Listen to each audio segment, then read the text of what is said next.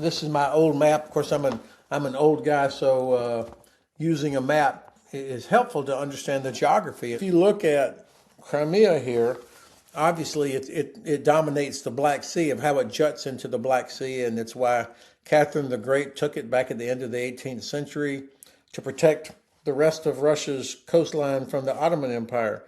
So if you're here, you block access into Azov Sea, which is obviously a critical part of this war. And if the Russians are here, they're able to disrupt anything coming in and out of Odesa. And for the Romanians, this is a problem because their oil and gas exploration and exploitation is getting underway in the Neptune Deep over in this part of the Black Sea. If the Russians control Crimea, they'll be able to disrupt Romania's oil and gas as well. So there's a lot of reasons why it's in the interest of all of us that Ukraine regains control over Crimea and versus allowing Russia to have it. It's doable because partly because of the geography, which makes it important, also makes it vulnerable. And the Ukrainians now have the ability to exploit that. And what I mean is that with the range of weapons that Ukraine has now, the drones that they're making, the missiles and other weapon systems and platforms that they have been able to, number one, make Crimea untenable, make it so that the Black Sea Fleet can no longer operate out of Sevastopol, for example, or to make it impossible for them to use airfields there or the logistics bases. They've been going after Russian air defense and radar all around Crimea. I mean, there's no place to hide is what I'm saying. And now the Ukrainians have the ability to touch all these places. So that's one part of the eventual liberation of Crimea. The second part is the isolation of Crimea, which is really picking up speed now because, I mean, Crimea is a peninsula, and there's really only a couple of ways you can get in there by land. One is over the famous Kerch Bridge, of course, which has been hit so many times and it's weakened that the Russians have reduced significantly the amount of heavy traffic over that bridge. And then from the north side of Crimea, you've got two different sort of bridge systems that go from the north into the Crimean Peninsula. And the Ukrainians are hitting these things every day. And Russian convoys have had to reroute to go to where they can cross, which makes them even more vulnerable. That's why you can get on social media almost every day and see pictures of Russian convoys on fire. This is significant because now it makes it very difficult for the Russians to use Crimea as a logistics base to support their troops in the south, which is what it was doing. And it also makes it, which to me is one of the most interesting things, less and less attractive for Russians who traditionally want to spend every summer in Crimea. It's going to be very difficult to do now, partly because of gas, partly because of attacks that are going on. And I think, this helps make it clear to more and more Russians that they're losing the war, that they can no longer go to their beloved beaches on the Black Sea around Crimea. So there's a psychological aspect to this as well. I've always believed that Crimea was the decisive terrain of the war, that once Ukraine had regained complete control of Crimea, that it would be very, very difficult for Russia to continue the war from a psychological standpoint, a political standpoint, because what it'll take to get to that means that there would have been destruction of Russia's oil and gas export industry, but also the final destruction of the Russian Black Sea Fleet, and clearly their inability to do anything except kill innocent Ukrainians. So the Crimean Peninsula is so important to Russia.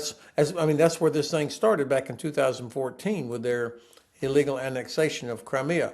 On the other hand, I don't think Ukraine can accept any sort of an end to the war where Russia retains control of Crimea, because Russia would be able to continue to disrupt Ukrainian exports out of Odesa and Mykolaiv and other Ukrainian ports on the Black Sea. It would also mean continued denial of access for Ukraine into Azov Sea, so that even after Mariupol and Berdyansk are recaptured and reopened, they'd never be able to use them as viable seaports anymore. So I think Crimea is such an important part of the war. But it's, of course, Ukraine is a large country. You've got important combat happening in a lot of places. I think we all worry a little bit about what's happening in Zaporizhia, the nuclear power plant there, the risk to that facility. I think that the battleground is the fight for dominance of the air over Ukraine. So far, the Russians are still able to hit targets inside Ukraine, civilian targets, just like the monastery that they hit here in the last 24 hours.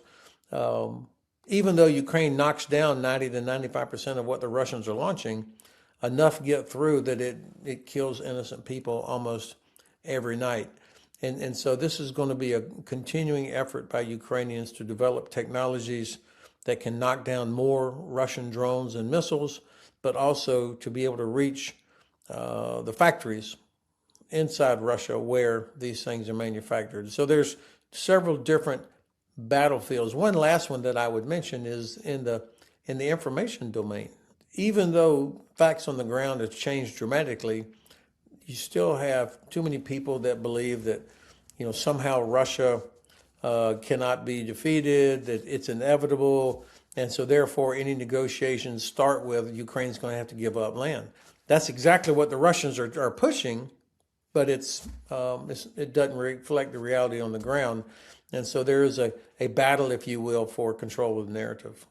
I think the Kerch Bridge has always been high on the list of what we call high-value targets, or a high payoff target, that not only would it sever an important logistical link, but just the psychological aspect of destroying Putin's bridge, what that would do to morale, and also continue to erode this false narrative that somehow Russian victory is inevitable. I think that the Ukrainians will pick the right time. I mean, it will require a lot of explosive. We're not talking about just putting one missile in there which punches a hole through the cement. It's got to be something that could drop a span of the highway bridge and the railroad bridge.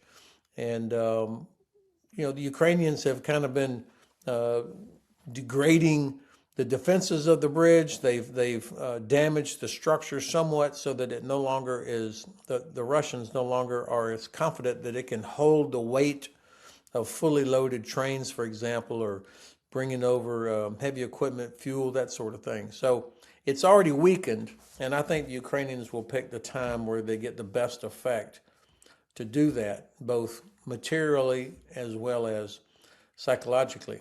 So yes, I absolutely believe it'll happen, but the timing will be when the Ukrainians are ready to do it. And I don't think that the Russians can rebuild the bridge quickly, especially if we're talking about an entire span is dropped. I mean, engineers always are anxious about the stability of a bridge, the support. And there's so many factors that go into it: just weight, the vibration, but also the bottom of the Kerch Strait there. There's a reason there hadn't been a bridge there forever. It is a massive engineering undertaking, and so if the Ukrainians are able to do this, not only dropping a span but damaging the structure so much that they would have to take it down, I think that would be very difficult for the Russians to repair anytime soon. The latest example of Ukraine's long-range precision strike campaign to wreck Russia's oil and gas industry. I think this is the path to victory for Ukraine, that when they make it impossible for Russia to export oil and gas or to provide fuel even for their own populations, that cuts off major income, obviously, and it also illustrates to Russians that the Putin regime cannot protect them from Ukraine. It's worth noting that the targets that Ukraine typically hits are military targets, like an oil refinery or a factory or something, or a shipyard, versus religious sites or apartment buildings. I don't think that long-range strikes against refineries and mid-range strikes against logistics, roads and convoys and facilities are where one is better than the other. Each one is intended to achieve a different type effect. The long-range strikes are intended to wreck Russia's ability to export oil and gas, which it has to do to China and India and other customers in order to sustain this war effort. That's the only way they can get any sort of income. And so that's an important part at the strategic level. The mid-range strikes that we're seeing here a lot of lately against the roads and convoys and bridges and rail leading in and out of Crimea, for example, are having a devastating effect on Russia's ability to support their own troops that are in Crimea or in the southern part of Ukraine. So these are parallel efforts, if you will. One is aimed at a strategic target, one is aimed at what we would call an operational target. I think for President Putin, the nightmare scenario for him is what now appears to be a change in momentum in favor of Ukraine becomes irreversible momentum with the loss of his ability to export oil and gas, a more open pushback, if you will, or lack of support for his war by the oligarchs and the influencers there in Russia. And then even probably when Europe begins to stop these shadow fleet vessels that are taking oil and gas out through the Baltic Sea and the Black Sea to customers. When those things are happening, I think he will realize that it's over. It's going to be over for him. What I've never been able to totally figure out is what's the Russian public attitude. You always have to be a little bit skeptical about what you hear that comes out of Russia. But I'm going to be watching closely how the senior military leadership responds, or what do we hear from them going forward. I think you see a lot of professional military know that Putin's war has destroyed or severely damaged Russia's military, and even damaged Russia's ability to defend itself.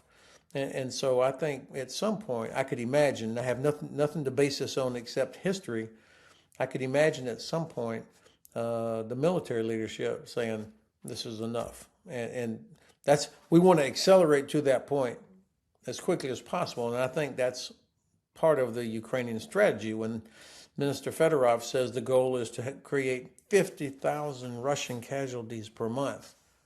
I mean, that is dramatic. Those are losses that could never be replaced.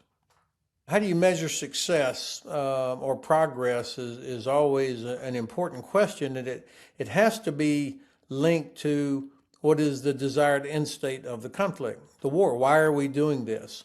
And we often, all of us, make the mistake, just like the U.S. is doing in this war with Iran, by counting how many enemy are killed or how many ships are sunk or that sort of thing, when in fact you really have to think in terms of effect.